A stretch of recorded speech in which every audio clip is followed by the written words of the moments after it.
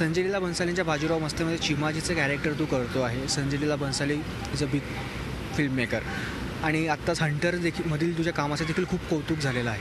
तर तुझ्या करिअरचा हा सगळ्यात महत्त्वपूर्ण फेज आहे असं वाटतं. आणि अनुभव कसा होता एकंदरीत बाजीराव मस्तीमध्ये काम करण्याचा? डेफिनेटली महत्त्वाचा फेज आहे, कारण जेव्हा तुम्ही इतक्या दिग्गज कलाकारांसोबत डिरेक्टरसोबत काम करता आणि तुमचं काम ते नोटीस होतं, ते महत्त्वाचं आहे. कारण आय थिंक प्रत्येक मोठ्या कलाकारांनी सांगितलं की you have to be at the right place at the right time. ते कुठेतरी नशिबाचा पण भाग आहे.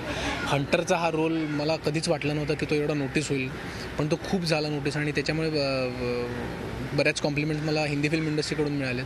आणि प्रकाश जहानसोबत मी एक नवीन फिल्म जस्ट आता कंप्लीट केली, लिपस्टिकवाले सपने, आणि त्याचबरोबर बाजीराव मस्तानी संजय लीला भन्सालींसोबत. अनुभव सांगायचं झालं तर ह्यूज सगळं, कारण भन्सालींचं म्हणणं म्हणजे संजय लीला भन्सालींची फिल्म म्हटल्यावर इट्स अ व्हिज्युअल ट्रीट. आणि इतक्या दिग्गज कलाकारांसोबत काम करायला मिळालं. तन्वी आझमी होत्या, त्याचबरोबर सगळे स्टार्स, रणवीर म्हणा, प्रियांका, दीपिका, मिलिंद सोमण आहेत त्या. तर it was a very nice experience आणि कुठेतरी कॉन्फिडन्स बूस्टर होतं असं मला वाटतं. कारण इतक्या मोठ्या कॅनव्हासवर जेव्हा तुम्ही काम करता तर कुठेतरी नक्कीच तुमचा कॉन्फिडन्स वाढतो.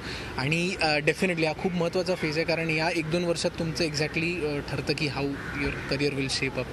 म्हणजे खऱ्या अर्थाने हंटर जो सुपरहिट झालेला आहे तो कुठे ना कुठे बॉलिवूडमध्ये हंटर सुपरहिट झाल्याचा फायदा मिळणार आहे, मिळतो आहे. नाही नक्कीच. खूप मनापासून बनवलेली फिल्म होती ती आणि 2-2.5 वर्ष आधी ती फिल्म कंप्लीट झालेली. पण मला एक जेन्युइनली वाटतं की जेव्हा तुम्ही एखादी फिल्म मनापासून बनवतात तर ती कुठेतरी समोरच्याच्या मनाला भिडते, आणि तेच हंटरचं कुठेतरी झालं. व्हिडिओ जर्नलिस्ट अतुलसह Kapil Deshpande, Zee media, Mumbai. Zee 24 तास रहा एक पाऊल पुढे.